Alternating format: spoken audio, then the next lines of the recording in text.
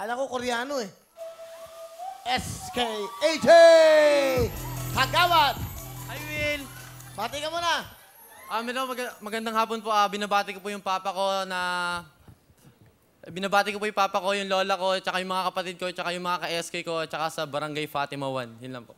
AJ, alam mo, parang kang ano, K-pop. Oh, Ayun o, walang bira, no? Akala ko Koreano. Ilang taon ka na? 19 po. 19. Opo. Saan ka lugar na ano ka, SK, ano ka, Kagawad? Sa San Jose del Monte, Bulacan po, Barangay Fatima 1. Oh, galing ha. Nag-aaral ka ba?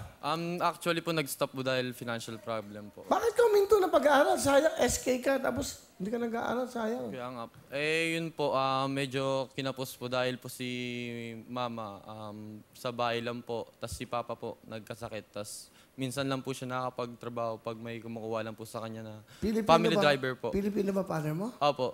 Tsaka yung mother ko po. Para siyang Korean na may Japanese. O sa buhok lang. Baka po.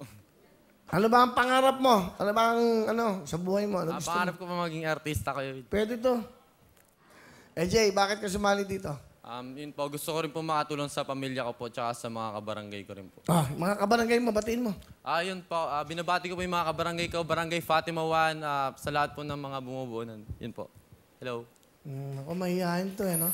Ano bang role mo sa iyong barangay? Ano ginagawa ng isang katulad mo? Ako po isang SK Kagawad po, tumutulong po sa aming SK Kabataan. chairman Okay. na sa mga gawain niya po, like, kasi po sa amin po mag-fiesta po, may dance contest, like pageant. Pangyang, yung mga events nyo. Tapos kami po yung organizers, kami po yung nag-aasikaso ng lahat, whole event po. Dapat you're into sports para walang drugs, Yeah po. walang bisyo. Di ba? Sports, dapat busy kayo. Kaya po. Maglinis ng kapaligiran, kalinisan ng inyong lugar. Ano pa yung mga, dapat yung mga proyekto nyo, ganyan eh. Ano pa? O yung mga batang di nag-aaral. Sino yung sikat natin sa Kakariton? Efren, Peña Plaridas, Efren. Napakadakila nun sa ginawa niya sa mga bata, ha? Alright, palapakan natin. Mga ganun. Magandang kagawain.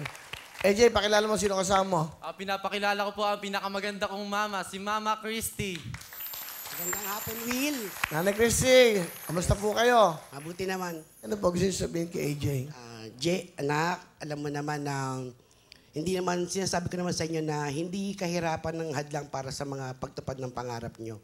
Lagi mong tatandaan na nandito lang kami ng papa mo, mga kapatid mo, mga tito at tita mo na susuporta sa'yo. At mahal na mahal ka namin.